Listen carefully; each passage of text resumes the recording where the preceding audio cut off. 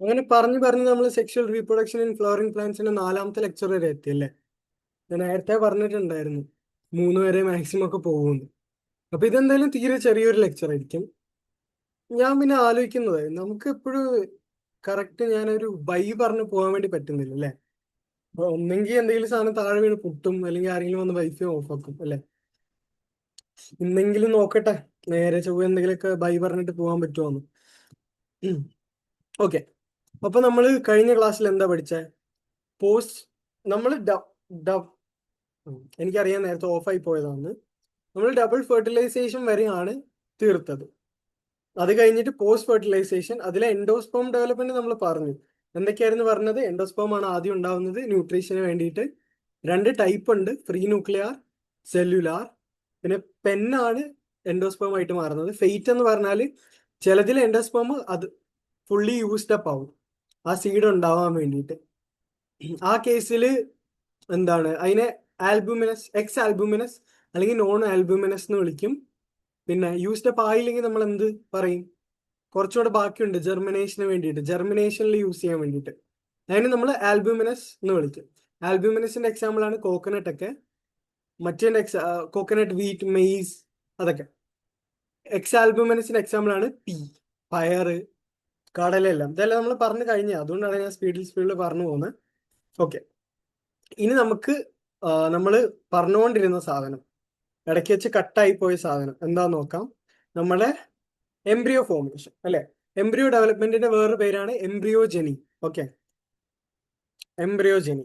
എംബ്രിയോജനിയിൽ കുറച്ച് കാര്യങ്ങൾ നമ്മൾ പറഞ്ഞു. എന്താ? ഈ ഡയഗ്രാം നല്ല ഇമ്പോർട്ടന്റ് ആണെന്ന് പറഞ്ഞു, നമ്മൾ നോക്കി വെക്കാൻ പറഞ്ഞു. അത് കഴിഞ്ഞിട്ട് സൈഗോട്ട്. ഓക്കെ, ഇത് എംബ്രിയോ സാക്ക് ആണ്. അത് അതിൽ നിന്ന് ഇത് സൈഗോട്ട് മാത്രം നമ്മൾ എടുക്കുമ്പോൾ സൈഗോട്ട് എംബ്രിയോ ആവാൻ വേണ്ടി ആദ്യം പ്രോ എംബ്രിയോ ആവും, അത് കഴിഞ്ഞ് ഗ്ലോബുലാർ എംബ്രിയോ ആവും, അത് കഴിഞ്ഞ് ഹേർട്ട് ഷേപ്ഡ് എംബ്രിയോ ആവും, അത് കഴിഞ്ഞിട്ട് എന്താവും? മെച്യൂർ എംബ്രിയോ ആവും അല്ലെ. അത് കഴിഞ്ഞിട്ട് ഞാൻ പറഞ്ഞു എത്ര കോട്ടിലിഡൻ ഉണ്ട്. മെച്യൂർ എംബ്രിയോ നോക്കുമ്പോൾ അതിൽ ഒരു എംബ്രിയോണൽ ആക്സിസ് ഉണ്ട്, പിന്നെ കോട്ടിലിഡൻ ഉണ്ട്. എത്ര കോട്ടിലിഡൻ ഉണ്ട് എന്ന് വെച്ചിട്ട് ഒരെണ്ണത്തിന് നമ്മൾ ഡൈകോട്ടിലിഡൻ എന്നും, 2 ഉണ്ടെങ്കിൽ ഡൈകോട്ടിലിഡൻ, ഒരെണ്ണ ഉള്ളെങ്കിൽ മോണോകോട്ടിലിഡൻ. ഇവിടെ എത്ര എണ്ണം ഉണ്ട്? 2 അപ്പൊ ഇതൊരു ഡൈകോട്ടിലിഡനസ് പ്ലാന്റ് ആണ്, ഇതൊരു മോണോകോട്ടിലിഡനസ് ആണ്. ഓക്കെ. ആ, അപ്പൊ ഇനി ശ്രദ്ധിച്ചോ. ഇനി ഇവിടെ വരുന്ന ഒരു കാര്യമാണ് പ്ലിമ്യൂൾ. പ്ലിമ്യൂൾ എന്ന് പറഞ്ഞാൽ എന്താ? ആ, നമുക്ക് ഞാൻ പറഞ്ഞു ഒരു എംബ്രിയോയ്ക്കകത്ത് ഒരു എംബ്രിയോണൽ ആക്സിസ് കാണും, ഒരു മെയിൻ ആക്സിസ് കാണും. ആ ആക്സിസ് അല്ലാതെ എക്സ്ട്രാ പോകുന്ന ഒരു കോട്ടിലിഡനും കാണും, അല്ലെങ്കിൽ 2 കോട്ടിലിഡനും കാണും. ഓക്കെ, ഇത് മോണോകോട്ടിലിഡസ്, ഇത് ഡൈകോട്ടിലിഡനസ്. അപ്പൊ ഞാനൊന്ന് എഴുതി എഴുതി വെച്ചേക്കാം, ഇനി കൺഫ്യൂഷൻ ആവണ്ട. ഇത് ഡൈ കോട്ട്, ഇത് മോണോകോട്ട്.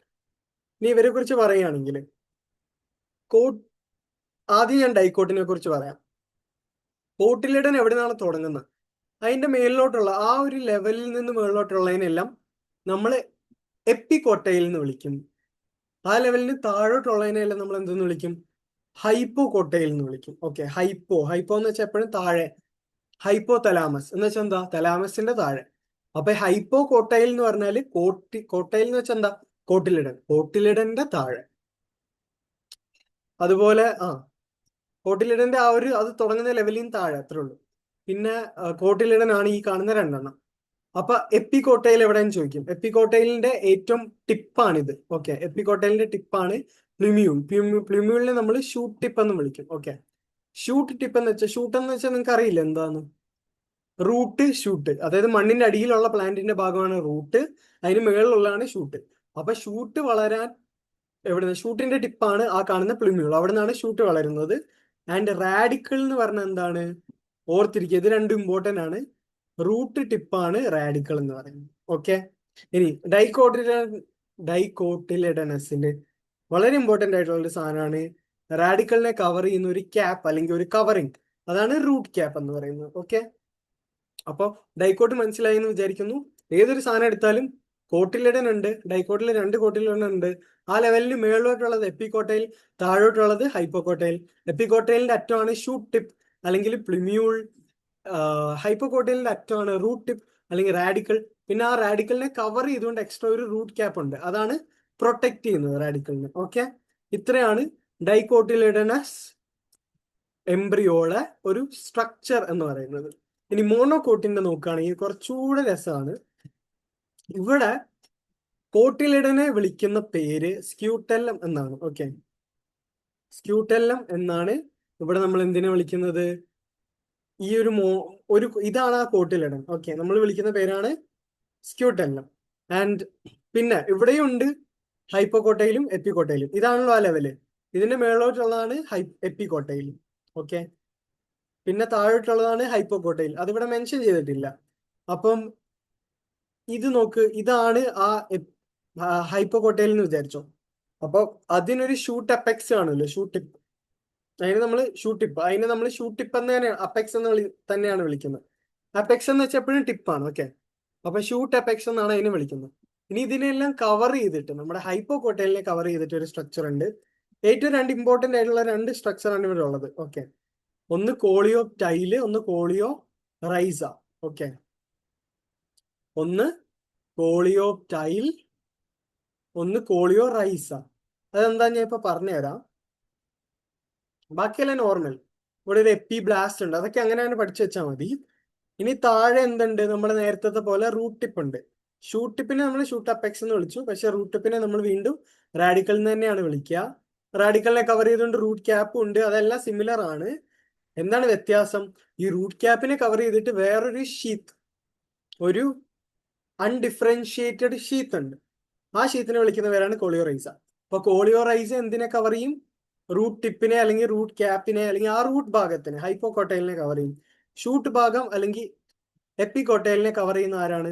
കോളിയോ ടൈലാണ്. Okay, rhiza, R for root, P coleoptile, അതിലെ പി ഫോർ പ്ലുമ്യൂൾ അല്ലെങ്കിൽ എപ്പികോട്ടൈലിന്റെ പി, അങ്ങനെ ആലോചിച്ചു. ആർ ഫോർ റൂട്ട്, അങ്ങനെ ഓർത്താൽ തന്നെ കോളിയോ റൈസ റൂട്ട് ടിപ്പിനെ കവർ ചെയ്യുന്നതാണ്, കോളിയോ ടൈൽ ഷൂട്ടിനെ കവർ ചെയ്യുന്നതാണ്. ഓക്കെ, ഇത്രയും കാര്യങ്ങൾ ഓർത്ത് വെച്ചല്ലോ. ഇനി ഒരു ഇമ്പോർട്ടൻറ്റ് സാധനമുണ്ട്.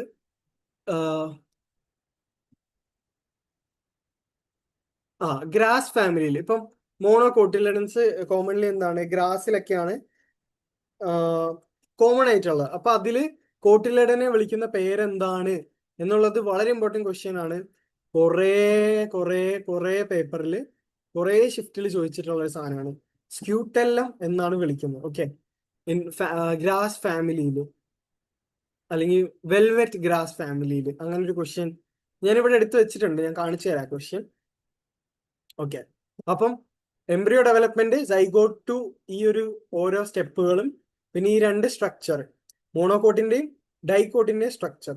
ഓക്കെ, അത്രയും കാര്യങ്ങൾ എന്ത് ചെയ്യുക, ഓർത്തിരിക്കുക. അപ്പൊ ഇനി അടുത്തായിട്ട് നമ്മൾ എംബ്രിയോ ഡെവലപ്മെന്റ് കണ്ടു. അതിനു മുമ്പ് എൻഡോസ്പേം ഡെവലപ്മെന്റ് കണ്ടു. എൻഡോസ്പേം ആണ് ആദ്യം ഉണ്ടാവുക നമുക്ക് ഫുഡിന് വേണ്ടിയിട്ട്. ഫുഡ് ഉണ്ടാക്കി കഴിഞ്ഞാൽ പിന്നെ നമ്മുടെ എംബ്രിയോ വരും. ഇനി എംബ്രിയോ എന്തായിട്ട് മാറും? ഇനി നമ്മൾ പഠിക്കാൻ പോകുന്നതാണ് seed formation. Okay, seed formation എന്താണ് സീഡായിട്ട് മാറുന്നത്? ഒവ്യൂളാണ് സീഡായിട്ട് മാറുന്നത് അല്ലേ? അപ്പൊ നമ്മുടെ ഫ്ലവർ എന്ത് ചെയ്യും? ഓക്കെ, നമുക്കിനി ആദ്യം മുതൽ ഒന്ന് നോക്കാം, ആരൊക്കെ എന്തൊക്കെ ആവും എന്നൊന്ന് ക്ലിയർ ആക്കാം. ഓക്കെ, ആരൊക്കെ എന്തൊക്കെയാവും എന്ന് ക്ലിയർ ആക്കുന്നതല്ലേ നല്ലേ? ഫ്ലവർ എന്ത് ചെയ്തു പോവും? പൊഴിഞ്ഞു പോവും. ഫ്ലവറിന് വലിയ റോളൊന്നുമില്ല. ഓക്കെ, ഫ്ലവറിനകത്ത് നമ്മളുടെ സ്റ്റേമന് ആകെ പോളൻ ഗ്രെയിൻ ഉണ്ടാക്കുക, അത് കഴിഞ്ഞാൽ അതിന്റെ റീപ്രൊഡക്ഷനിലെ ജോലിയും കഴിഞ്ഞു. അത് കഴിഞ്ഞ് പിസ്റ്റിൽ നോക്കുമ്പോഴാണ് പിസ്റ്റിലെ ഓവറി എന്തായിട്ട് മാറും? ഫ്രൂട്ടായിട്ട് മാറും.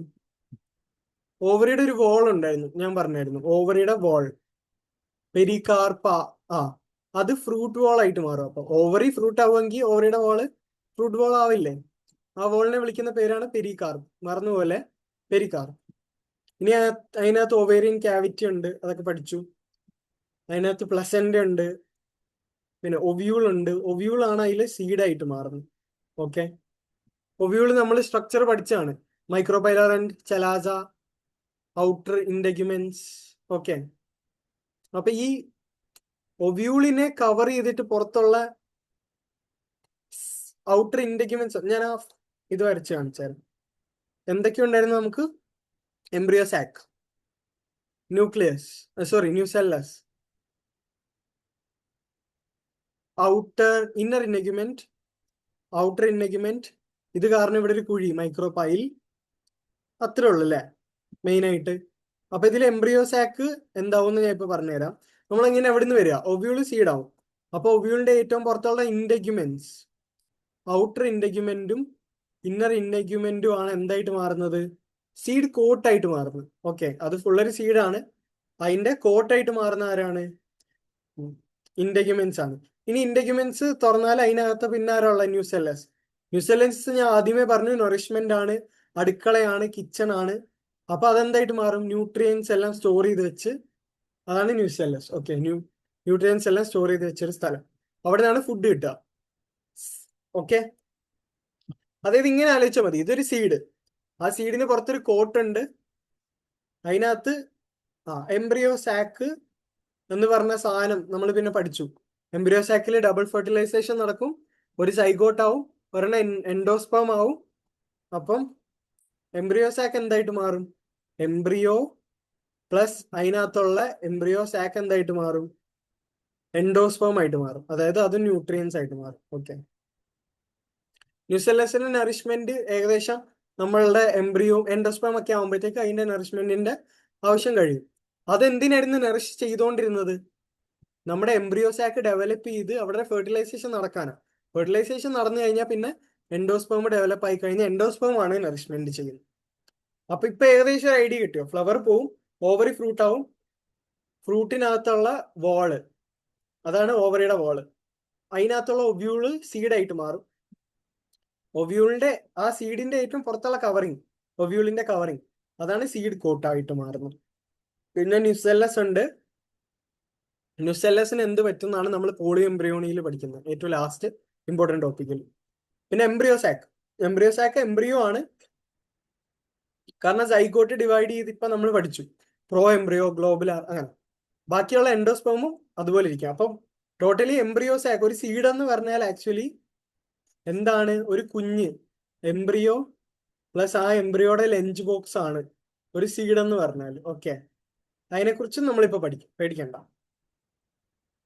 അപ്പൊ സീഡ് ഫോർമേഷൻ, ഇതിനെ കുറിച്ച് ഇനി പറയാനുള്ളതെന്ന് വെച്ചാല്, ഒരു മെച്യൂർ സീഡ് എന്ന് വെച്ചാൽ എന്തൊക്കെ പാർട്സ് ആണുള്ളതെന്ന് അറിയും.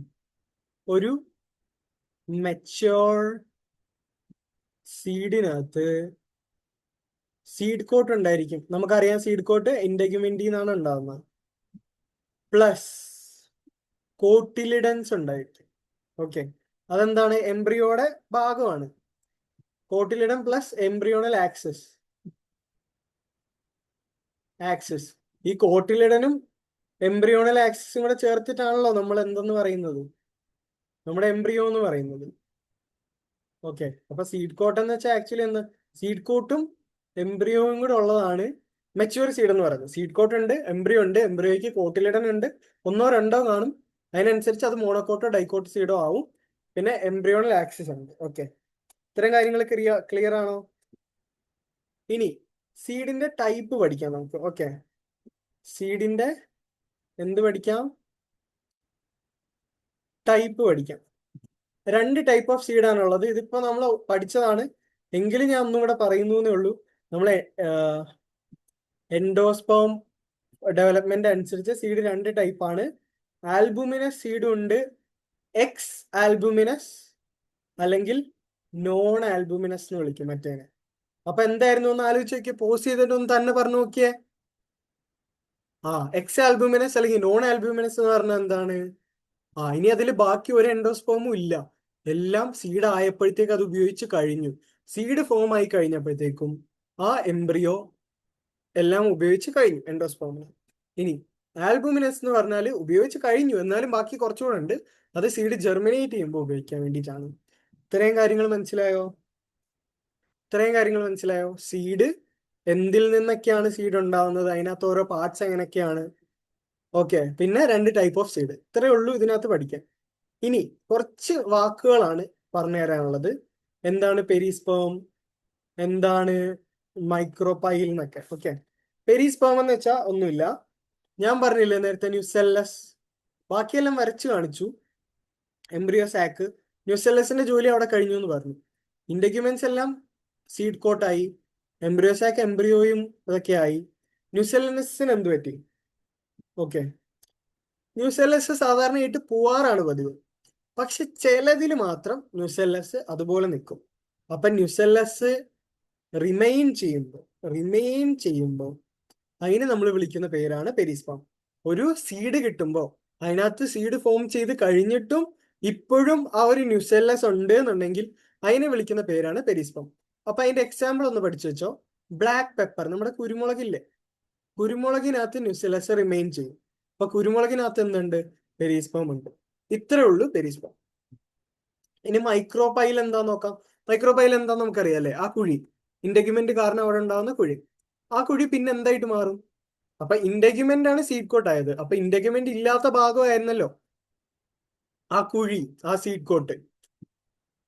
അപ്പൊ അത് മൈക്രോപൈൽ എന്തായിട്ട് മാറും? സീഡ് കോട്ടിനകത്ത് ഒരു ചെറിയ പോറായിട്ട് മാറും, ഒരു കുഴിയായിട്ട് മാറും, ഒരു ഹോളായിട്ട് മാറും. ഓക്കെ, ഒരു ഹോളായിട്ട് മാറും. അതുവഴി അതിന്റെ ഉപയോഗങ്ങൾ എന്തൊക്കെയാ നോക്കാം. അതുവഴിയാണ് ഓക്സിജൻ എക്സ്ചേഞ്ച് നടക്കുക. അകത്തേക്ക് സീഡിന് വേണ്ട ഓക്സിജൻ, അകത്തേക്ക് സീഡിന് വേണ്ട വാട്ടർ, ഇതെല്ലാം എടുക്കുന്ന ആരാണ്? ആ മൈക്രോപൈലിലുള്ള കുഴി വെച്ചിട്ടാണ്. അത് കഴിഞ്ഞിട്ട് ലാസ്റ്റ് തിങ്ങാണ് ഡോർമെൻസി. നിങ്ങൾ ഒരുപാട് കേട്ടിട്ടുണ്ടായിരിക്കും, ഡോർമെന്റ് സീഡ് എന്നൊക്കെ കേട്ടിട്ടുണ്ടായിരിക്കും. ഡോർമെൻസി എന്ന് വെച്ചാൽ എന്താ? ഇപ്പോ ഫേവറബിൾ കണ്ടീഷൻസ് അല്ല എന്ന് വിചാരിച്ചോ, ഒരു സീഡിന് ജെർമിനേറ്റ് ചെയ്യാനുള്ള കണ്ടീഷൻസ് വരുന്നിടം വരെ അതിനകത്ത് അഡിക്വേറ്റ് ആയിട്ടുള്ള മോയിസ്ചർ കാണില്ല, ടെമ്പറേച്ചർ കാണില്ല, ഓക്കെ, ബാക്കി കണ്ടീഷൻസ് ഒന്നും കാണില്ല. അപ്പോ എന്ത് സംഭവിക്കും? ഇതിനകത്ത് സീഡിനകത്ത് മോയിസ്ചർ തന്നെ പോകും, ഡ്രൈ ആവും, ഉണങ്ങും. എന്നിട്ട് എന്ത് ചെയ്യാം? എന്നിട്ട് അത് എത്ര നാൾ വേണമെങ്കിലും ഒരു ഇനാക്റ്റീവ് സ്റ്റേജിലിരിക്കും. ആ സ്റ്റേജിനെ വിളിക്കുന്ന പേരാണ് ഡോർമെൻസി. അതായത് ജെർമിനേറ്റ് ചെയ്യാതെ കുറെ നാളത്തേക്ക് ഒരു സീഡ് ഇരിക്കുന്നതിനെയാണ് ഡോർമെൻസി എന്ന് പറയാം. അപ്പൊ ഈ ഡോർമെൻസി എത്ര നാൾ വേണമെങ്കിലും ആവാം. ഈ ഡോർമെൻസി മാറുമ്പോ, ഓക്കെ, ഡോർമെൻസി മാറുമ്പോൾ എന്ത് സംഭവിക്കും? ഈ സീഡ് ജെർമിനേറ്റ് ചെയ്യും.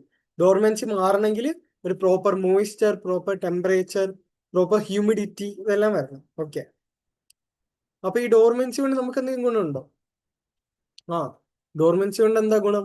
നമുക്ക് എത്ര നാൾ വേണമെങ്കിൽ സീഡിനെ സ്റ്റോർ ചെയ്യാം അല്ലേ. നമ്മൾ ചക്കക്കുരു ഒക്കെ സ്റ്റോർ ചെയ്യുന്ന കണ്ടിട്ടുണ്ടോ? ഉണക്കി മോയിസ്ചർ കളഞ്ഞിട്ട് പിന്നെ നമുക്ക് അതിന് വെള്ളം ഒഴിച്ചു കൊടുത്ത് ജെർമിനേറ്റ് ചെയ്യിപ്പിക്കാൻ വേണ്ടി പറ്റും. ഓക്കെ, അതാണ് ഡോർമെൻസി. അപ്പൊ ഈ 3 വാക്കുകൾ ക്ലിയർ ആയോ? പെരിസ്പേം എന്ന് വെച്ചാൽ ന്യൂസെല്ലസ് റിമൈൻ ചെയ്യുമ്പോൾ അതിനെ വിളിക്കുന്ന പേരാണ്. മൈക്രോപൈല് പിന്നെ എന്തായിട്ട് മാറും? സീഡ് കോട്ടിനകത്തുള്ള ഹോളായിട്ട് മാറും. അതുവഴിയാണ് ഓക്സിജനും വാട്ടറും അകത്തേക്ക് എടുക്കുക. ഡോർമെൻസി എന്ന് വെച്ചാൽ ഒരു ഇനാക്റ്റീവ് സ്റ്റേജ് ആണ്. ഓക്കെ, അടുത്തായിട്ട് നമ്മൾ പഠിക്കാൻ പോകുന്നതാണ് advantages of seed formation. Seed ഉണ്ടാക്കി കഴിയുമ്പോൾ നമുക്ക് കുറച്ച് അഡ്വാൻറ്റേജസ് വരണമല്ലോ. സോറി, അതല്ല നമ്മൾ പഠിക്കാൻ പോകുന്നത്. Fruit formation. ഓക്കെ, അപ്പൊ നിങ്ങൾക്ക് അറിയാം ആരിൽ നിന്നാണ് ഫ്രൂട്ട് ഉണ്ടാകുന്നത്? ഓവറി ആണല്ലോ ഫ്രൂട്ട് ഉണ്ടാകുന്നത് അല്ലേ. സീഡ് ഉണ്ടാകുന്ന ഒവ്യൂളിൽ നിന്ന്, ഫ്രൂട്ട് ഉണ്ടാകുന്നത് ഓവറിയിൽ നിന്ന്. അപ്പൊ അതിനെക്കുറിച്ച് അത്ര പഠിക്കാനില്ല. എന്തിൽ നിന്നാണ് ഫ്രൂട്ട് ഉണ്ടാകുന്നത് അത്രയൊക്കെ പഠിക്കാനുള്ളൂ. ഓവറിയിൽ നിന്നാണ് ഫ്രൂട്ട് ഉണ്ടാകുന്നത്. സീഡ് ഉണ്ടാകുന്നത് എവിടെ നിന്നാണ്? ഒവ്യൂളിൽ നിന്നാണ്. പിന്നെ പെരികാർപ്പ്, അതും ഇതിനകത്ത് വരുന്നതായിരുന്നു. അത് ഞാൻ നേരത്തെ പറഞ്ഞു എന്നേ ഉള്ളൂ. പെരികാർപ്പ് എന്ന് വെച്ചാൽ എന്താ? ഓവറിയുടെ വോളായിരുന്നു, അതിപ്പോ ഫ്രൂട്ടിന്റെ വോളായിട്ട് മാറി. ഇത്രയും ക്ലിയർ ആണോ? ഇനി ഇനി ഈ ഫ്രൂട്ട് ഫോർമേഷനകത്ത് നമുക്ക് പഠിക്കാനുള്ളതാണ് ടൈപ്സ് ഓഫ് ഫ്രൂട്ട്സ്. ഇതെങ്ങനെ ഫോം ചെയ്യുന്നു എന്നനുസരിച്ച്, ഫ്രൂട്ട് ഫോർമേഷൻ അനുസരിച്ചിട്ട് ഇതിനെ നമ്മൾ 2 ടൈപ്പ് ഓഫ് ഫ്രൂട്ട്സ് ആയിട്ട്, ടൈപ്സ് ഓഫ് ഫ്രൂട്ട്സ് എന്ന് എഴുതുന്നത് ടൈപ്സ് ഓഫ് ഫ്രൂട്ട് ഫോർമേഷൻ അല്ല, ടൈപ്സ് ഓഫ് ഫ്രൂട്ട്സ് ആണെന്ന് നിങ്ങൾ ഓർത്തിരിക്കാൻ വേണ്ടിയിട്ടാണ്. 2 ടൈപ്പ് ഫ്രൂട്ട്സ് ഉണ്ട്, വളരെ സിമ്പിൾ ആണ്. ഇതിൽ നിന്നും ക്വസ്റ്റ്യൻ വരും. ഒരു 4 ഫ്രൂട്ട്സ് തന്നിട്ട് ഇതിൽ ഏതാണ് ട്രൂ ഫ്രൂട്ട് എന്ന് കണ്ടുപിടിക്കാൻ പറയും.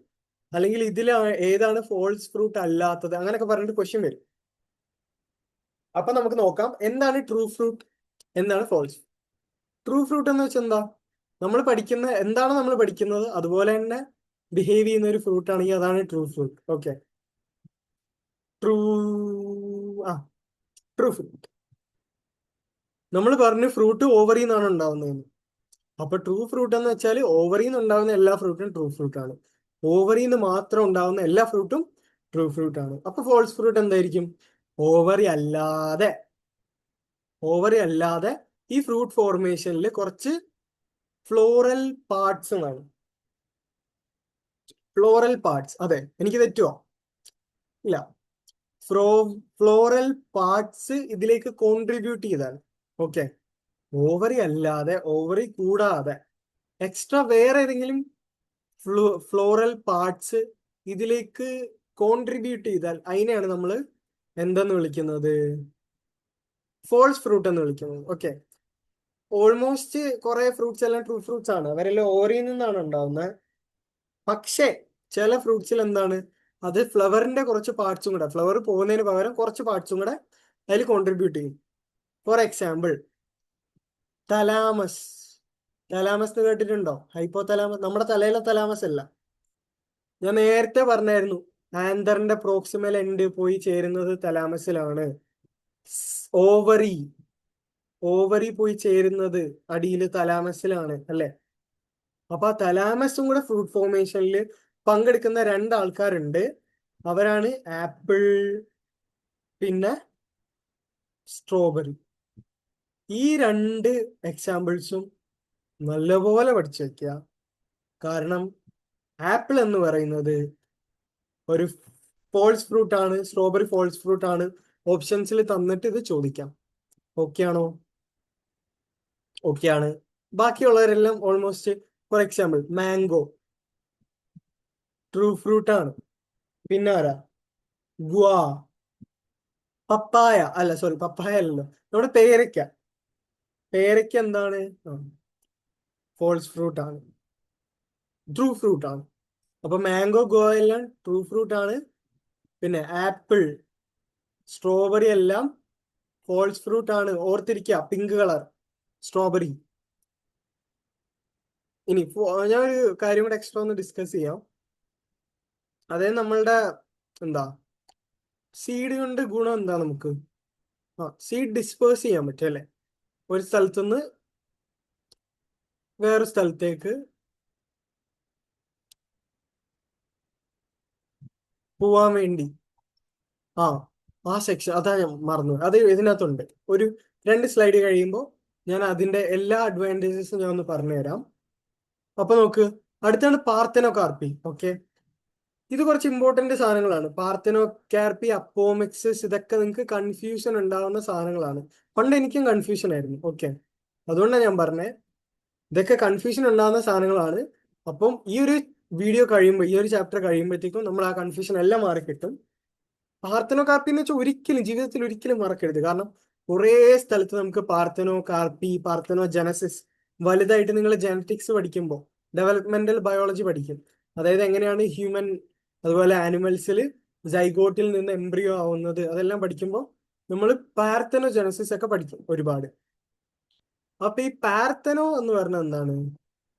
പാർത്തനോ കാർപ്പി എന്ന് വെച്ചാൽ ഒന്നുമില്ല, ഫ്രൂട്ട് ഉണ്ടാവും. ഫ്രൂട്ട് നമ്മളിപ്പോ പഠിച്ചുകൊണ്ടിരുന്നത് എന്താ? ഫ്രൂട്ട് ഫോർമേഷൻ അല്ലേ? ഫ്രൂട്ട് ഫോർമേഷന്റെ ഒരു ടൈപ്പാണ് ഈ പാർത്തനോ കാർപ്പി എന്ന് പറയുന്നത്. അപ്പം ഫ്രൂട്ട് ഉണ്ടാവും, പക്ഷെ ഫെർട്ടിലൈസേഷൻ നടക്കില്ല. അപ്പൊ നിങ്ങൾ ചോദിക്കും, അതിനെന്താ ഇത്ര പ്രശ്നം? കാരണം നമ്മൾ എന്താ പഠിച്ചേ? നമുക്കൊരു ഫ്രൂട്ട് ഉണ്ടാണെങ്കിൽ എന്താണ് വേണ്ടത്? ഫെർട്ടിലൈസേഷൻ, സെക്ഷുവൽ റീപ്രൊഡക്ഷൻ നടക്കണം, ഫ്ലവർ ഫെർട്ടിലൈസേഷൻ നടക്കണം, ഒവ്യൂള് സീഡ് ആവും, എന്നിട്ട് ആ ഓവറി ഫ്രൂട്ട് ആവും, അങ്ങനല്ലേ?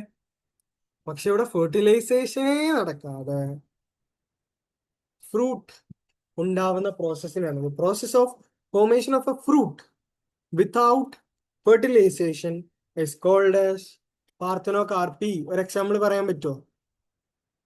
ഒരു ക്ലൂ തരാം ഞാൻ.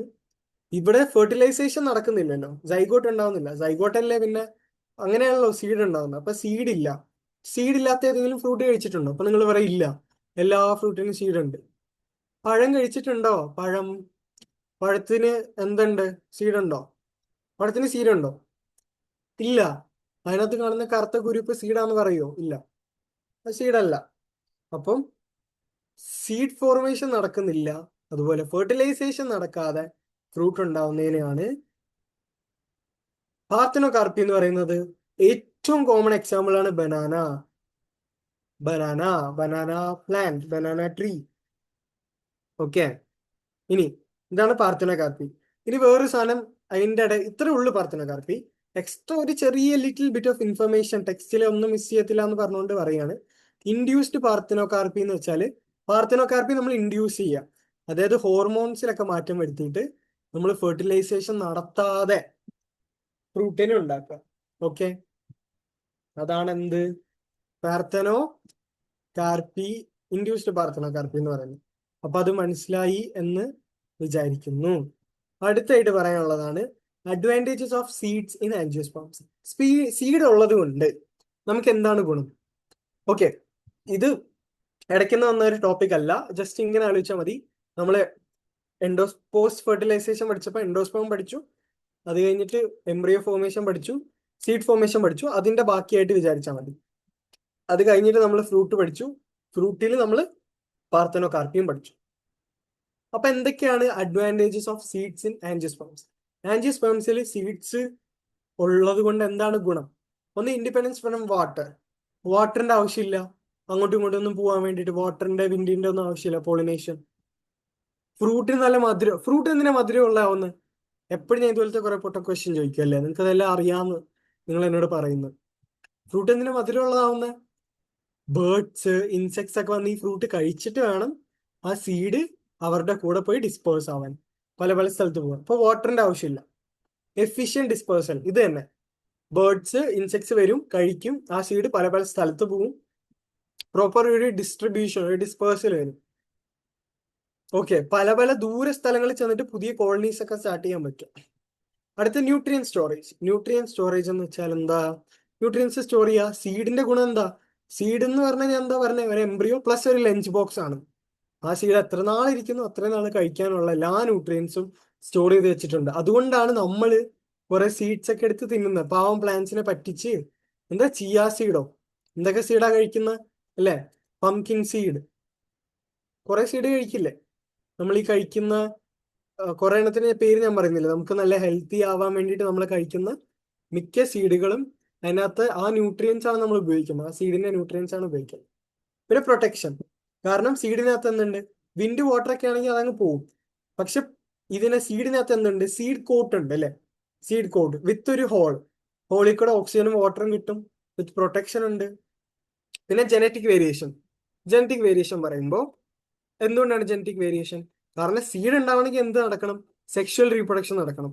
അസെക്ഷുവലിൽ എന്തായാലും വേരിയേഷൻ വരില്ല, സെക്ഷുവലിന് മാത്രമേ വേരിയേഷൻ വരൂ. രണ്ട് ഡിഫറെന്റ് ആൾക്കാരുടെ ജനറ്റിക് മെറ്റീരിയൽ കമ്പൈൻ ചെയ്യുമ്പോഴല്ലേ പുതിയൊരു വെറൈറ്റി ഉണ്ടാവുന്നത്. അസെക്ഷുവൽ ആണെങ്കിൽ നേരെ ജനറ്റിക് മെറ്റീരിയൽ അതുപോലെ പോവല്ലേ. അപ്പൊ വേരിയേഷൻ വരണമെങ്കിൽ സീഡ് ഫോർമേഷൻ വേണം.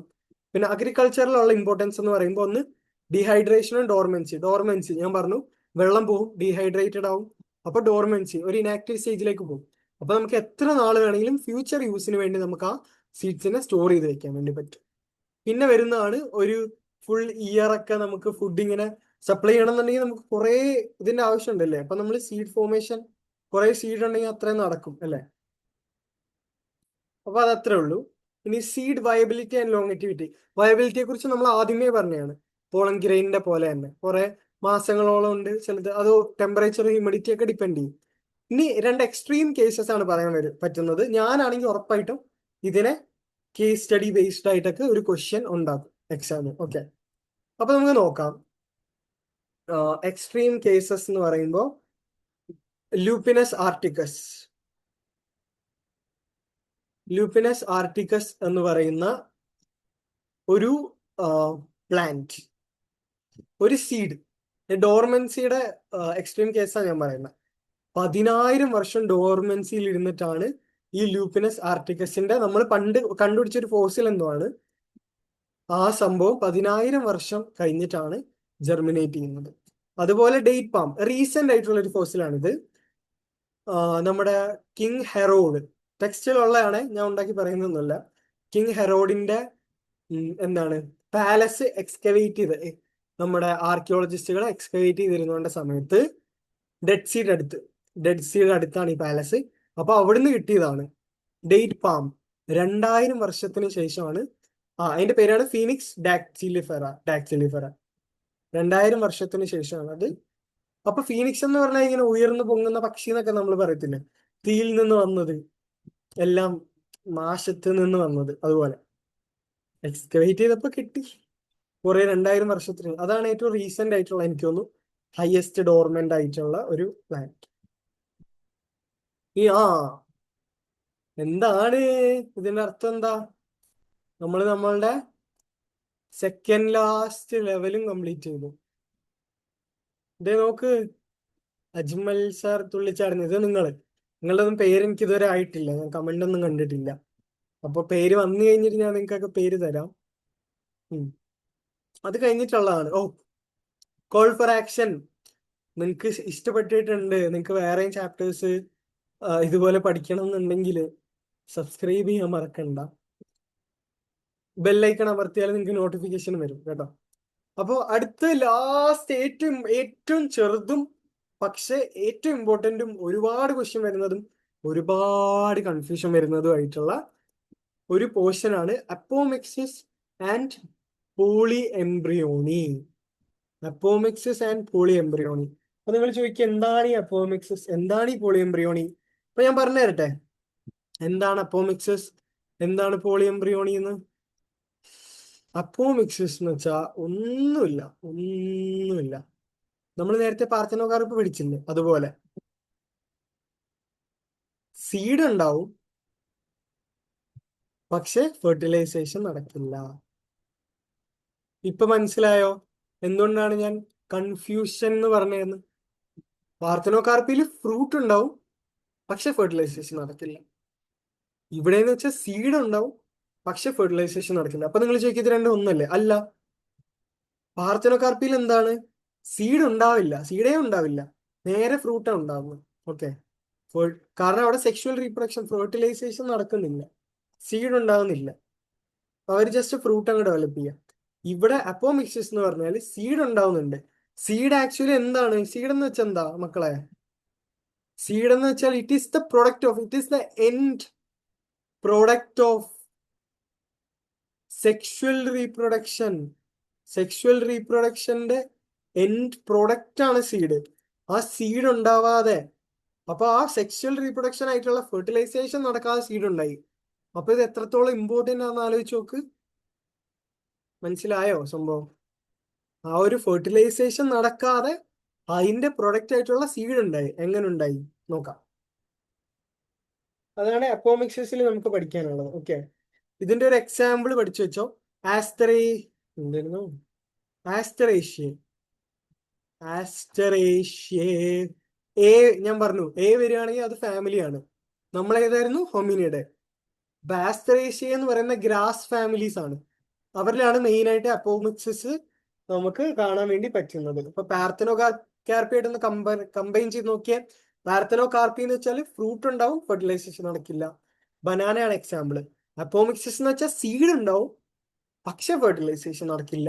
എക്സാമ്പിൾ എന്താണ്? ആസ്ട്രേഷ്യ എന്ന് പറയുന്ന ഗ്രാസ് ആണ്. ഓക്കെ, അപ്പം നമുക്കിനി ഇതെങ്ങനെയാണ് ഇതിന്റെ ഒരു മെത്തേഡ്, നമ്മൾ പാർത്തനോകാർപ്പിയിൽ ഇതിന്റെ എക്സ്പ്ലനേഷൻ പഠിച്ചില്ല, പക്ഷെ ഇതിൽ നമുക്ക് വേണമെങ്കിൽ എന്ത് പഠിക്കാൻ വേണ്ടി പറ്റും? ഇതിന്റെ ഒരു എക്സ്പ്ലനേഷൻ പഠിക്കാൻ വേണ്ടി പറ്റും. ഓക്കെ, അപ്പോ മെത്തേഡ്സ് ഞാൻ ഇതൊന്ന് വായിച്ചോട്ടെ, കുഴപ്പമില്ലല്ലോ. അപ്പോമിക്സിസ് എന്ന് വെച്ചാൽ സീഡ് ഉണ്ടാവും, ഫെർട്ടിലൈസേഷൻ നടക്കില്ല. അപ്പൊ ഞാൻ ഇനി എഴുതാൻ പോവാണേ. 2 മെത്തേഡ്സ് ആണുള്ളത്. ഒന്ന് എന്ന് പറഞ്ഞാല്, നമുക്ക് സാധാരണ എന്താ സംഭവിക്കുന്നത്? നമ്മളുടെ എഗ്ഗ് ഉണ്ടാവുന്ന എങ്ങനെയാ? ഒരു എഗ്ഗ് ഉണ്ടാവുന്ന എങ്ങനെയാ? എഗ്ഗ് ഇതായിരിക്കും അല്ലെ, ഹാപ്ലോയിഡ് ആയിരിക്കും അല്ലെ. സൈനർജിഡിന്റെ കൂടെ ഇരിക്കുന്നതാണ് എഗ്ഗ്. എഗ്ഗ് ഹാപ്ലോയിഡ് ആയിരിക്കും. കാരണം എന്താ? നേരത്തെ മിയോസിസ് നടന്നിട്ടാണ് ഈ 2 എണ്ണം 4 എണ്ണം ആവുന്നത്, 4 എണ്ണം 8 എണ്ണം ആവുന്നത്. എന്നിട്ട് അതിലെ 3 എണ്ണം ആന്റിപോഡൽസ് ആവും, 2 എണ്ണം പോളാർ ന്യൂക്ലിയ ആവും, 2 എണ്ണം സൈനർജിഡ് ആവും, 1 എണ്ണം എഗ് ആവും. അപ്പൊ ഇത് മിയോസിസ് നടന്നിട്ടാണ്, റിഡക്ഷൻ ഡിവിഷൻ. പക്ഷെ ഇവിടുത്തെ കേസിൽ എന്താണെന്നറിയോ? കേസ് നമ്പർ 1, മിയോസിസ് നടക്കില്ല. എന്നിട്ട് നേരെ എഗ് ഉണ്ടാവുന്ന എങ്ങനെയായിരിക്കും? നേരെ എഗ് ഉണ്ടാവുന്ന എങ്ങനെയായിരിക്കും? 2n ഡിപ്ലോയിഡ് ആയിട്ടുള്ള എഗ് ഉണ്ടാവും. അപ്പൊ പിന്നെ പറഞ്ഞിട്ട് കാര്യമുണ്ടോ? ഡിപ്ലോയിഡ് എഗ് ഉണ്ടായാൽ ഇനി മെയിൽ ഗമേറ്റിന്റെ ആവശ്യമുണ്ടോ അവിടെ? മെയിൽ ഗമേറ്റിന്റെ ആവശ്യം എന്തിനാ? ഒരു എന്നും വേറൊരു എന്നും കൂടെ കൂടി അത് 2n ആവാൻ വേണ്ടിയിട്ട്. ഇതിപ്പോ ഓൾറെഡി 2n ഉണ്ട്. അത് നേരെ എന്തായിട്ട് ആവും? അതൊരു സൈഗോട്ട് പോലെ ആയില്ലേ? ഇപ്പൊ ഡിപ്ലോയിഡ് ആയില്ലേ? അത് സൈഗോട്ട് ആണല്ലോ. അതിന് നേരെ എംബ്രിയോ ആവും. അങ്ങനെ ഒരു എന്താവും? സീഡ് ഉണ്ടാവും. ഓക്കെ. പക്ഷെ ഫെർട്ടിലൈസേഷൻ അവിടെ നടന്നിട്ടില്ല. മെയിൽ ഗമേറ്റ് വന്നിട്ടില്ല. അതിനു മുമ്പ് തന്നെ ആ എഗ് ആദ്യമേ ഡിപ്ലോയിഡ് ആയിട്ടാണ് ജനിച്ചത്. അപ്പൊ ഡിപ്ലോയിഡ് എന്ന് വെച്ചാൽ സൈഗോട്ട് പോലെ തന്നെ. അത് നേരെ എംബ്രിയോ ആവും, നേരെ സീഡാവും. ഇനി രണ്ടാമത്തെ കേസ് ഇത് ഞാൻ വായിക്കുകയാണേ. അത് ഞാൻ കാരണം പറഞ്ഞു തന്നായിരുന്നു. രണ്ടാമത്തെ കേസ് എന്താന്ന് വെച്ചാ ഇവിടെ ഒരു വലിയ സംഭവം നടക്കും. വലിയ സംഭവം ഒന്നുമല്ല. ഇതിന്റെ പേര് കേൾക്കുമ്പോൾ ചിലപ്പോൾ നിങ്ങൾക്ക് ന്യൂസെല്ലാർ എംബ്രിയോ ഫോർമേഷൻ. ഒരു കോമൺ മിസ്റ്റേക്ക് പറഞ്ഞു തരട്ടെ. എല്ലാരും പറയും ന്യൂക്ലിയർ എംബ്രിയോ ഫോർമേഷൻ ആണ്. ന്യൂക്ലിയർ അല്ല, ന്യൂസെല്ലാർ എംബ്രിയോ ഫോർമേഷൻ. ന്യൂസെല്ല എന്ന് കേട്ടിട്ടുണ്ട്. ന്യൂസെല്ലസ് എന്ന് കേട്ടുകയാണ് അല്ലേ? എന്താണ് നമ്മുടെ എംബ്രിയോ സാക്ക്? എംബ്രിയോ സാക്കിന് ചുറ്റുമുള്ള കിച്ചൺ, അടുക്കള, ന്യൂസെല്ലസ്. അതിന്റെ പുറത്താണ് പിന്നെ ഇന്റഗ്യുമെന്റ് രണ്ടും വരുന്നത്. അപ്പൊ ഇതാണ് ഈ ന്യൂസെല്ലസ് എന്ന് പറയുന്നത്. അപ്പൊ ആ ന്യൂസെല്ലസ് നിന്ന് എംബ്രിയോ ഉണ്ടാവുക. ഒന്നുമില്ല, ഞാൻ പറഞ്ഞുതരാം. എംബ്രിയോ സാക്കിനകത്താണല്ലോ എഗ് ഇരിക്കുന്നത്, മൈക്രോപൈലാർ എൻഡില്. അപ്പൊ എന്തോ പറ്റുമെന്ന് വെച്ചാൽ കുറച്ച് ഇവിടെ ഇരിക്കുന്ന ഈ നമ്മളുടെ ആരാ ന്യൂസെല്ലസ് ഇല്ലേ, അവൻ പതുക്കെ ഇതിനകത്തോട്ട് കയറും. എന്നിട്ട് എന്താ പറ്റുമെന്ന് അറിയോ? ന്യൂസെല്ലസ് എന്ന് പറഞ്ഞാൽ എന്താ, കുറച്ച് സെല്ലുകൾ, ഒരു ഇതല്ലേ, അതിനകത്ത് കുറെ സെല്ലില്ലേ. അപ്പൊ ആ ന്യൂസെല്ലസിന്റെ സെൽസ് ഡിവൈഡ് ചെയ്യും. ഓക്കെ, ഡിവൈഡ് ചെയ്യും. എന്നിട്ട് അത് ഇതിനകത്തോട്ട് കയറിയിട്ട് എന്തായിട്ട് മാറും? എംബ്രിയോ ആയിട്ട് മാറും. ന്യൂസെല്ലസ് 2n അല്ലേ? കാരണം അത് ജനറ്റിക് മെറ്റീരിയൽ അല്ലല്ലോ. സാധാ ഒരു സെല്ലല്ലേ, സാധാ സെൽസ് എല്ലാം ഡിപ്ലോയിഡ് അല്ലേ, 2n അല്ലേ. അപ്പൊ എന്ത് പറ്റുമെന്ന് വെച്ചാൽ ഇവർ ഡിവൈഡ് ചെയ്തിട്ട് അറിയാതെ എംബ്രിയോ സാക്കിനകത്ത് കയറിയിട്ട് അവരൊരു എംബ്രിയോ ആയിട്ട് അങ്ങ് ഫോം ചെയ്യും. ഇതാണ് ന്യൂസെല്ലാർ എംബ്രിയോ ഫോർമേഷൻ എന്ന് പറയുന്നത്. Nucellar embryo formation. അപ്പൊ ന്യൂസെല്ലാം കയറുമ്പോൾ ഞാൻ പറഞ്ഞു ഒരു സെല്ലല്ല അവിടെ ഉള്ള, കുറെ സെല്ലുണ്ട്. അപ്പൊ എന്തുണ്ടാവും? കുറേ എംബ്രിയോ ഉണ്ടാവും. അതിനെയാണ് നമ്മൾ പോളി എംബ്രിയോണി എന്ന് പറയുന്നത്. അതിപ്പോ നിങ്ങൾക്ക് മനസ്സിലായി കാണില്ല. ഞാൻ പോളി എംബ്രിയോണിക്ക് അടുത്തൊരു സ്ലൈഡ് വെച്ചിട്ടുണ്ട്. അപ്പൊ മനസ്സിലായില്ലെങ്കിൽ ഒരു കുഴപ്പമില്ല. പോളി എംബ്രിയോണിന്നും പഠിക്കേണ്ട, ഇതൊരു മെത്തേഡായിട്ട് പഠിച്ചാൽ മതി. അപ്പോമിക്സിസിന്റെ ആദ്യത്തെ മെത്തേഡാണ്. എഗ് ഡിപ്ലോയിഡ് ആവുന്നു, നേരെ എംബ്രിയോ സീഡ് ആവുന്നു, ഫെർട്ടിലൈസേഷൻ നടക്കുന്നില്ല. ന്യൂസെല്ല എംബ്രിയോ ഫോർമേഷൻ എന്ന് പറഞ്ഞാൽ അവിടെയും ഫെർട്ടിലൈസേഷൻ നടക്കുന്നില്ല. ന്യൂസെല്ലസിലെ സെൽസ് ഡിവൈഡ് ചെയ്യുന്നു, എംബ്രിയോ ആവുന്നു. അപ്പൊ ന്യൂസെല്ലസിലെ സെൽസ് ആയതുകൊണ്ട് തന്നെ കുറെ സെൽസ് കാണും, ഒന്നിലധികം സെൽസ് കാണും. അപ്പൊ ഒന്നിലധികം എംബ്രിയോവും കാണും. അപ്പൊ ഇതാണ് അപ്പോമിക്സിസിന്റെ രണ്ട് എന്തെന്ന് പറയുന്നത്, രണ്ട് മെത്തേഡ്സ് എന്ന് പറയുന്നത്. സ്ക്രീൻഷോട്ട് എടുത്ത് വെച്ചോ, വേണമെങ്കിൽ വേണമെങ്കിൽ പോസ് ചെയ്തിട്ട് പഠിക്കണമെങ്കിൽ പഠിച്ചോ. ഇനി പോളി എംബ്രിയോണി എന്ന് പറഞ്ഞാൽ ഇപ്പൊ നമ്മൾ പഠിച്ച രണ്ടാമത്തെ മെത്തേഡ് ഇല്ലേ, ന്യൂസെല്ലസ് എംബ്രിയോ ആയിട്ട് മാറുന്നു. അപ്പൊ കുറെ സെല്ല് ഉള്ളതുകൊണ്ട് കുറെ എംബ്രിയോ ആവുന്നു. അതിനെയാണ് നമ്മൾ എന്തെന്ന് വിളിക്കുന്നത്? പോളി എംബ്രിയോണി എന്ന് വിളിക്കുന്നത്. പോളി എംബ്രിയോണി എന്ന് വെച്ചാൽ എന്താ? ഒരു സീഡിനകത്ത് ആ ഒബ്യൂളാണ് സീഡായിട്ട് മാറുന്നത്. അപ്പൊ അതിനകത്ത് ന്യൂസെല്ലസ് എല്ലാം കൂടെ എംബ്രിയോ ആയാലോ ഒരുപാട് എംബ്രിയോ കാണും അല്ലേ. അപ്പൊ ഒരു സീഡിനകത്ത് മൾട്ടിപ്പിൾ എംബ്രിയോ ഉള്ളതിനെയാണ് പോളി എംബ്രിയോണി എന്ന് വിളിക്കുന്നത്. ബയോളജി സ്റ്റുഡൻസ്, പോളി ഒന്നിലധികം, കുറെ, എംബ്രിയോനെ പറയുന്നതാണ്. അപ്പൊ ഒരു സീഡിനകത്ത് ഒന്നിലധികം മൾട്ടിപ്പിൾ എംബ്രിയോസ് ഉള്ളതിനെയാണ് നമ്മൾ എന്തെന്ന് വിളിക്കുന്നത്? പോളി എംബ്രിയോണി എന്ന് വിളിക്കുന്നത്. ഓക്കെ. അപ്പൊ ഒന്നിലധികം എംബ്രിയോസ് എന്ത് ചെയ്യും? അതിനകത്ത് ഇരുന്നിട്ട് അങ്ങനെ അതൊരു സീഡായിട്ട് മാറും. ഓക്കെ. അപ്പൊ ഇവിടെ എന്ത് നടക്കുന്നില്ല? ഫെർട്ടിലൈസേഷൻ നടക്കുന്നില്ല. ഓക്കെ. അപ്പോ ഇതിന്റെ എക്സാമ്പിൾസ് ആണ്. ഉറപ്പായിട്ടും 100% ഉറപ്പായിട്ടും പോളി എംബ്രിയോണിയുടെ എക്സാമ്പിൾസ് ചോദിക്കും. പറയട്ടെ എക്സാമ്പിൾസ്. സിട്രസ് ഫ്രൂട്ട്സ് എല്ലാം പോളി എംബ്രിയോണിയുടെ എക്സാമ്പിൾ ആണ്. ഓറഞ്ച്, നാരങ്ങ. ഓറഞ്ചിന്റെ ഒരു കുരു എടുക്ക്, എന്നിട്ട് പൊട്ടിച്ച് നോക്ക് എത്ര എംബ്രിയോ ഉണ്ടെന്ന് നോക്ക്, എത്ര പല തരത്തിലുള്ള സൈസിലും ഷേപ്പിലുള്ള എംബ്രിയോ ഉണ്ടെന്ന് നോക്ക്. ഓറഞ്ച്, നാരങ്ങ, അങ്ങനത്തെ സിട്രസ് ഫ്രൂട്ട്സ്. അതുപോലെ പിന്നെ ഒരെണ്ണം വരുന്നതായിരുന്നു നമ്മുടെ മാംഗോ, മാങ്ങയുടെ ഇത് നോക്കിയാലും മനസ്സിലാവും. അപ്പൊ പോളി എംബ്രിയോണിയുടെ എക്സാമ്പിൾ ചോദിച്ചാല് സിട്രസ് ഫ്രൂട്ട്സ്, മാങ്ങയും. സിട്രസ് ഫ്രൂട്ട്സ് എന്ന് വെച്ചാല് പുളിയുള്ള ഓറഞ്ച്, നാരങ്ങ അങ്ങനത്തെ സാധനങ്ങൾ. പിന്നെ മാംഗോ. അപ്പൊ പോളി എംബ്രിയോണി എപ്പോവും എക്സിസും വളരെയധികം ഇമ്പോർട്ടന്റ് ആണ്, പഠിച്ചു വെക്കാം. അത് കഴിഞ്ഞിട്ട് ഒരൊറ്റ കാര്യം കൂടി ഇതിനെക്കുറിച്ച് പറയാനുള്ളത് എന്താണ് ഇവരെല്ലാം സെക്ഷുവലി ആണോ റീപ്രൊഡ്യൂസ് ചെയ്യുന്നത്, അസെക്ഷുവലി ആണോ? ഈ അപ്പോമിക്സിസ്, പോളിഎംബ്രിയോണി എന്നൊക്കെ പറഞ്ഞാല് അവിടെ ഫെർട്ടിലൈസേഷൻ നടക്കുന്നില്ല. അപ്പോൾ അതൊരു അസെക്ഷുവൽ റീപ്രൊഡക്ഷൻ ആണ്. പിന്നെ എന്തിനാണ് നമ്മൾ അതിനെക്കുറിച്ച് പഠിക്കുന്നത്? ഇറ്റ് ഈസ് അസെക്ഷുവൽ റീപ്രൊഡക്ഷൻ, പക്ഷേ ഇറ്റ് മിമിക്സ് എന്ന് വെച്ചാൽ മിമിക്രി ചെയ്യുക, അതുപോലെ അനുകരിക്കുക. It mimics sexual reproduction. ഇത് അസെക്ഷുവൽ റീപ്രൊഡക്ഷൻ ആണ് അപ്പോമിക്സിസ് ആണ് ഇത്. അപ്പോമിക്സിസിനെ കുറിച്ചാണ് പഠിക്കുന്നത്. പോളിഎംബ്രിയോണി അപ്പോമിക്സിസിനകത്ത് വരുമെങ്കിലും ഓപ്ഷൻസിൽ അപ്പോമിക്സിസും പോളിഎംബ്രിയോണി ഉണ്ടെങ്കിൽ ഏത് സെലക്ട് ചെയ്യും നമ്മള്? അപ്പോമിക്സിസ് സെലക്ട് ചെയ്യും. അപ്പോമിക്സിസ് എന്ന് പറഞ്ഞാല് സെക്ഷുവൽ റീപ്രൊഡക്ഷൻ ആണ്, വിച്ച് മിമിക്സ് സെക്ഷുവൽ റീപ്രൊഡക്ഷൻ. കാരണം എന്താ? ഫെർട്ടിലൈസേഷൻ നടക്കുന്നില്ല, പക്ഷെ സീഡ് ഫോം ചെയ്യുന്നുണ്ട്. ഓക്കെ, അതുപോലെ അത് അസെക്ഷുവൽ ആയതുകൊണ്ട് തന്നെ ഇവിടെ കുറെ എംബ്രിയോ ഉണ്ടാവും എന്ന് പറഞ്ഞു. പോളി എംബ്രിയോണി, കുറെ എംബ്രിയോ.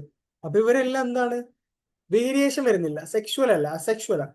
ജനറ്റിക് മെറ്റീരിയൽ എല്ലാം സെയിം ആണ്. അതുകൊണ്ട് തന്നെ നമ്മൾ ഇവരെ എന്തെന്ന് വിളിക്കും? ഇവര് ക്ലോൺസ് ആണ്. ഓക്കെ, ജനറ്റിക്കലി സിമിലർ ആണ്, ജനറ്റിക്കലി ഐഡന്റിക്കൽ ആണ്. ഒരു ഓറഞ്ച് എടുത്തിട്ട് അതിൽ ഞെക്കി പോകുന്ന സൈസിന്റെ കാര്യമല്ല ഞാൻ പറയുന്നത്. ജനറ്റിക്കലി നോക്കുമ്പോൾ ഇവരെല്ലാം ഐഡന്റിക്കൽ ആണ്. അതുകൊണ്ടാണ് അവരെന്തെന്ന് വിളിക്കുന്നത്? അവർ ക്ലോൺസ് ആണ്. ഓക്കെ, ഇത്രയും സംഭവം മനസ്സിലായി എന്ന് വിചാരിക്കുന്നു. അപ്പൊ നമ്മൾ ഏകദേശം ഒരു ചാപ്റ്ററിന്റെ അവസാനത്തിലേക്ക് എത്തിയിരിക്കുകയാണ്. അപ്പൊ ചാപ്റ്റർ എല്ലാം പഠിച്ചു കഴിഞ്ഞു. അതിന്റെ ട്രോഫി, മെഡല്, ഇപ്പൊ നിങ്ങളുടെ പേര് എനിക്കറിയില്ല, പേര് എന്തെങ്കിലുമൊക്കെ, നിങ്ങളുടെ പേര് ഞാൻ ഇവിടെ എഴുതുന്നു. ഓക്കെ, എൻ്റെ കൂടെ ഇത്ര നേരം സഹിച്ചിരുന്നില്ലേ, അതിന്റെ ട്രോഫിയാണ് കേട്ടോ. ഇനി നമുക്ക് ക്വസ്റ്റ്യൻസ് നോക്കണ്ടേ? ഇതല്ലേ ഏറ്റവും ഇമ്പോർട്ടന്റ്. പ്രീവിയസ് ഇയർ ക്വസ്റ്റ്യൻസ് നോക്കാം. ഇതാണ് ഞാൻ പറഞ്ഞ question, very very important question, കുറെ ഷിഫ്റ്റിൽ ചോദിച്ചിട്ടുണ്ട്. പിന്നെ വെൽവെറ്റ് ഗ്രാസ് സീൻ. എന്തുകൊണ്ടാണ് ഇവിടെ വെൽവെറ്റ് ഗ്രാസ് എന്ന് പറയുന്നത്? അപ്പൊ ഓർക്കണം, ഇതൊരു ഗ്രാസ് ആണ്. So it is മോണോകോട്ടിലിഡനസ്. Velvet grass എന്ന് വെച്ചാൽ മോണോകോട്ടിലിഡനസ് ആണ്.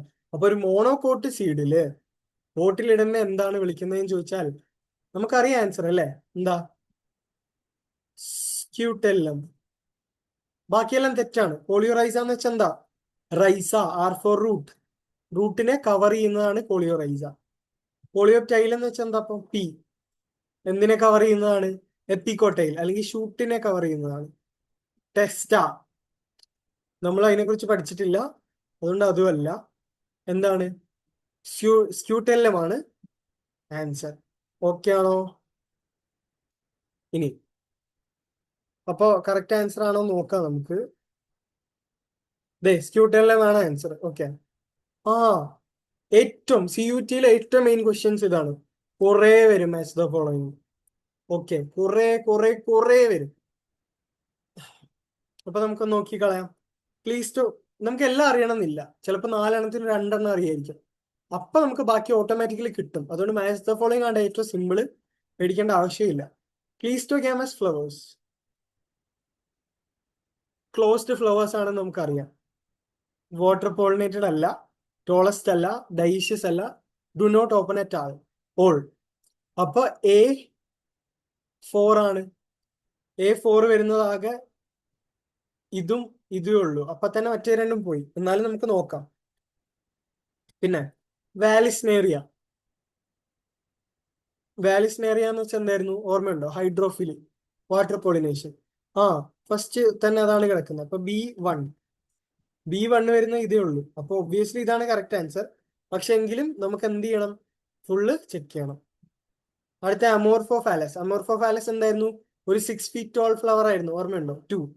അപ്പൊ C2. ആ അതെ, അത് തന്നെ. പിന്നെ പപ്പായ, ബാക്കി ഒന്നേ ഉള്ളൂ, ഡൈഷ്യസ് ആണ് അല്ലെ? ഒരെണ്ണം ആണ്, ഒരെണ്ണം പെണ്ണ് എന്നൊക്കെ ഞാൻ പറഞ്ഞില്ലേ? അപ്പൊ ആ ഓപ്ഷൻ ഡി, ഓപ്ഷൻ നമ്പർ 4 ആണ്.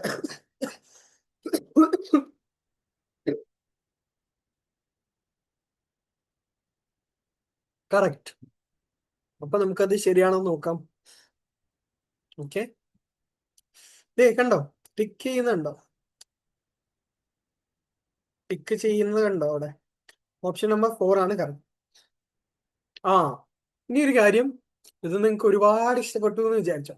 ഇനി അതല്ല, ഇത്തിരി ഇഷ്ടപ്പെട്ടുള്ളെങ്കിലും, ഇഷ്ടപ്പെട്ടെങ്കിൽ നിങ്ങളുടെ ഫ്രണ്ട്സിനും കൂടെ ഒന്ന് പറഞ്ഞു കൊടുക്കുക കേട്ടോ, ഒന്ന് ഷെയർ ചെയ്ത് കൊടുക്കുക. ആൻഡ് ഇത് ഞാൻ ക്ലൂ തന്നെയാണ്, അടുത്ത ക്ലാസ്സിൽ നമ്മൾ ഏത് ചാപ്റ്റർ പഠിക്കാൻ പോകുന്നതെന്ന്. അപ്പൊ ചിലപ്പോൾ നിങ്ങൾക്ക് ഇത് മനസ്സിലായി കാണത്തില്ല, അത്രയ്ക്ക് ഹാർഡ് ആയിട്ടുള്ള ക്ലൂ ആണ്. ഇൻ കേസ് മനസ്സിലായെങ്കിൽ ഒന്ന് കമന്റ് ചെയ്യാം കേട്ടോ. അപ്പൊ താങ്ക് യു, ഇത്രയും നേരം എന്നെ സഹിച്ചിരുന്നതിന്. ആദ്യമായിട്ട് എനിക്കൊന്ന് മര്യാദയ്ക്ക് താങ്ക് യും ബൈ ഒക്കെ പറഞ്ഞിട്ട് പോവാൻ വേണ്ടി പറ്റി. വൈഫൈ ആരും വന്ന് ഓഫ് ചെയ്തില്ല, സാധനമൊന്നും താഴെ വീണ് പൊട്ടിയില്ല, അടുത്ത് വന്നിരുന്നില്ല എന്നെ ഫ്രീ ആയിട്ട് സംസാരിക്കാൻ പറ്റാത്ത ആൾക്കാരൊന്നും. അപ്പൊ എന്താണ്, ഇത്രയും നേരം ഇവിടെ ഇരുന്നതിന് ഒരുപാട് thank you, thank you, thank you, thank you, thank you. Like ചെയ്യാനും ഷെയർ ചെയ്യാനും സബ്സ്ക്രൈബ് ചെയ്യാനും മറക്കരുത്. Okay, thank you. അപ്പൊ അടുത്ത ക്ലാസ്സിൽ കാണാം.